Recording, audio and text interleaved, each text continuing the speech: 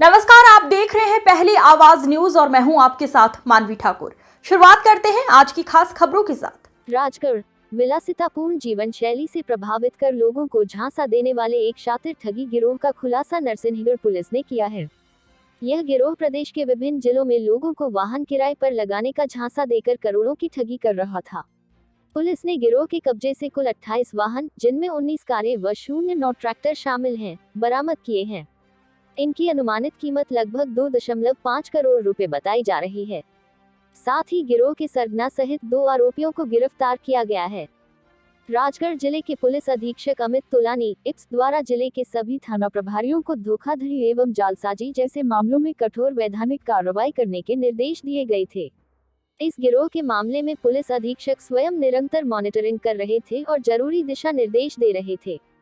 इस कार्रवाई को अंजाम देने में अतिरिक्त पुलिस अधीक्षक के एल बंजारे एवं अनुविभागीय अधिकारी पुलिस नरसिंहगढ़ उपेंद्र सिंह भाटी के निर्देशन में थाना प्रभारी निरीक्षक शिवराज सिंह चौहान और उनकी टीम ने प्रमुख भूमिका निभाई। गिरफ्तारी की यह कार्रवाई फरियादी कपिल पिता ओम प्रकाश जायसवाल निवासी सूरजपोल नरसिंहगढ़ की शिकायत के आधार पर की गई, जो अपने मित्र चेतन गुर्जर निवासी रामकुंड के साथ थाना पहुंचे थे। उन्होंने बताया कि कैसे गिरोह ने उन्हें वाहन किराए पर लगाने का झांसा देकर उनके साथ धोखाधड़ी की। पुलिस पूछताछ में आरोपियों ने कबूल किया कि वे भोले भाले लोगों से विश्वास जीतकर उनके वाहन किराए पर लेने के नाम पर हड़प लेते थे और फिर उन्हें आगे बेचने या किसी अन्य रूप में इस्तेमाल कर ठगी को अंजाम देते थे। फिलहाल पुलिस इस गिरोह के अन्य सदस्यों की तलाश कर रही है और संभावना जताई जा रही है कि इससे संबंधित और भी खुलासे जल्द सामने आ सकते हैं।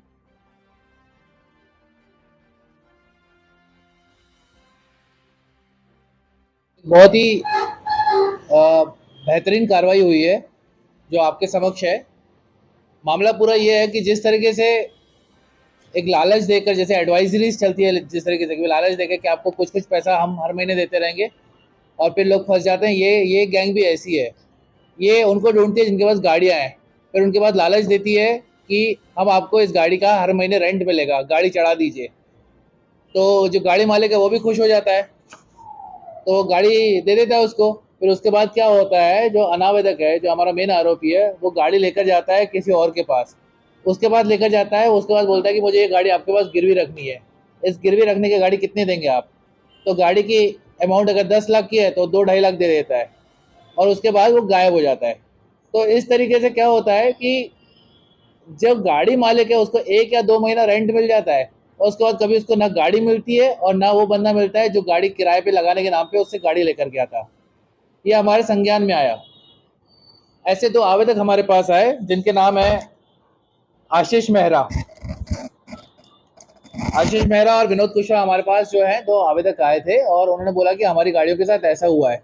तो जब इसमें इन्वेस्टिगेशन किया गया तो इन्वेस्टिगेशन में पता चला कि ऐसे इंदौर में, शाजापुर में, सीहोर में, विदिशा में, रायसन में, कई जिलों में इस तरह की घटना हो रही है और कई ऐसे आवेदक भटक रहे हैं कि जिनकी गाड़ियां हमारे आरोपी ने रेंट पे चढ़ाने के नाम पे ली और खुर्द-बुर्द कर दी है।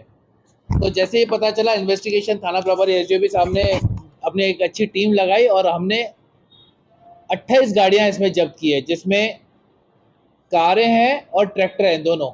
इसमें जो मेन आरोपी है उसका नाम मैं बता देता हूँ। मेन आरोपी का नाम है शैलेंद्र राजपूत, जो कि भोपाल का रहने वाला है। पूरा जो मास्टरमाइंड है वही है, उसी की पूरी भूमिका क्या रहती है, उसी को पता रहता है कि किस किस को गाड़ियां रेंट पे ले सकता है, ले सकता है और किसको गिरवी रख के देना है। इसके साथ इसका एक और साथी आदिल, हमने दोनों को अरेस्ट कर लिया है और इसमें जितनी भी गाड़ियां थी हमने जब्त कर ली है और हमारी ये भी संभावना है कि इसमें और गाड़ियां हमारे सामने आएगी और आवेदक जैसे जैसे ये मामला खुलता जा रहा है हमारे सामने और आवेदक आते जा रहे हैं और हमारी ये संभावना है कि इसमें और गाड़ियां फ्यूचर में हम जब्त करेंगे। इसमें एक और पेच है कि ये जो शैलेंद्र राजपूत है, ये 2 लोगों को करता था। पहला तो कि जिससे गाड़ी लेकर जानी है, जो गाड़ी मालिक है उसको ये बोलता था कि रेंट पे देंगे, तो एक तो उसके साथ ठगी करी और दूसरा एक थोड़ा इन्वेस्टिगेशन का पार्ट है, लेकिन इसको भी ध्यान देना है कि वो उसको गाड़ी गिरवी देता था और उससे पैसे लेकर आता था।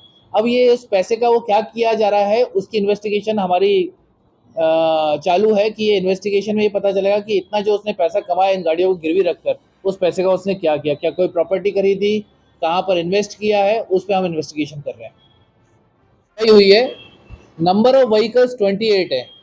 अगर हम एक एक व्हीकल की कीमत लगाते हैं तो हम उनकी बाजार की कीमत भी नहीं, हम एक उससे कम भी लगाते हैं तो लगभग 2.5 करोड़ का जो सामान है वो जब्त हुआ है। 2.5 करोड़ की गाड़ियां हमारी जब्त हुई है। और ये मुझे लग रहा है कि ये केस और बढ़ा जाएगा, इसमें और जब्ती बढ़ेगी। लेकिन 2.5 करोड़ की जब्ती, जब हमको सिर्फ FIR, हमको जो आवेदक थे केवल 2 थे, उसके उसके देखें तो हमारी सिर्फ यानी 8 से 10 लाख की हमारी जब्ती हो सकती थी। उसके विपरीत 10 लाख की जब्ती के विपरीत 2.5 करोड़ की हमने जब्ती करी है। यानी जो आवेदक जो हमारे पास खुल के सामने नहीं आए थे, हमने उनके लिए भी एडवांस में काम करके रखा है। और हमने जो SP सीहोर सर हैं, SP विदिशा साहब हैं और शाहजहाँपुर साहब हैं, सभी से हमने कांटेक्ट किया। रायसेन सर हैं, सभी से हमने कांटेक्ट किया। सभी के यहाँ इसमें जो भी आवेदक हैं वो उनके तरफ से एक जो भी उनके यहाँ आवेदन है, FIR है, उनमें कार्रवाई करने के लिए और गाड़ी आवेदक लेने के लिए यहाँ पर आएंगे। Thank you. तो आपने पेपर क्यों नहीं देखे, जबकि गाड़ी का सेल लेटर होता है, खरीदी और बिक्री उसी समय। एग्जैक्टली आपकी बात बिल्कुल बराबर है। हमारा भी यही इन्वेस्टिगेशन का पॉइंट है कि जब गाड़ी मालिक कोई और है और गाड़ी जो देने आ रहा है वो कोई और है, तो गाड़ी को रखना ही नहीं चाहिए था। उन गाड़ी को क्यों रखा गया? इसीलिए मेरा आपके चैनल से भी अपील है कि और भी जिन जिन के पास गाड़ी है फटाफट वो गाड़ियां वापस लौटा दें। जिन जिन के पास शैलेंद्र राजपूत ने गाड़ी गिरवी रखने के नाम पे उनसे पैसे लिए हैं और गाड़ी अभी भी उनके पास है, तो गाड़ी अभी भी वो वापस कर दें, अन्यथा आगे कठोर कार्रवाई की जा सकती है। सर, इसमें 2 अपराधी हमारे हैं, उनको फाइन की गई है। क्या अन्य और लोग भी हैं इसमें? डेफिनेटली हमारा ये इन्वेस्टिगेशन का पार्ट है। अभी जो 2 मुख्य सरगना थे हमने उनको अरेस्ट किया है और इनमें ये जो डॉक्यूमेंट्स जो अभी बात हुई, इन डॉक्यूमेंट्स में कौन कौन विटनेस बने हैं, ये किस तरीके से ऑर्गेनाइज तरीके से काम चल रहा है, उनको भी हम आरोपी बनाएंगे। क्योंकि आधार में कुछ और पता रहा है जो आरोपी है उसका, और जो अपना एग्रीमेंट किया उससे अलग एड्रेस है, राजगढ़ जिले का ये मैं भी वही कह रहा हूँ कि एक ऑर्गेनाइज तरीके से क्राइम चल रहा है जिसका मुख्य सरगना था शैलेंद्र राजपूत। अब हम इसमें परत बाय परत और खोलेंगे आगे चल के, और इसमें इसी कारण से हमने धारा 111 भी बढ़ा रहे हैं। जो नए कानूनों में ऑर्गेनाइज क्राइम के लिए धाराएं लिखी गई है वो धाराएं हम लगा रहे हैं, और इसको उसी तरीके से हमको और इन्वेस्टिगेशन करना पड़ेगा और इसको हम वैसे करेंगे भी। ये ऐसा एक क्राइम है जो जनरली ऊपर से दिखेगा कि सिविल मैटर है, इसीलिए वो आवेदक जो है इधर उधर भटकते रहते हैं। दूसरा, ये ऐसा क्राइम है कि अलग अलग जिलों में हो रहा है, तो एक तरह से यानी पुलिस को पता भी नहीं चलता कि यानी ये इतना बड़ा क्राइम हो रहा है। लेकिन जब अन्य अन्य जिलों से हमने बात की, अन्य SP से बात की, अन्य थाना इंचार्ज से बात की, तो पता चला कि एक बहुत बड़ा क्राइम है और ये बहुत बड़ा खुलासा हुआ है।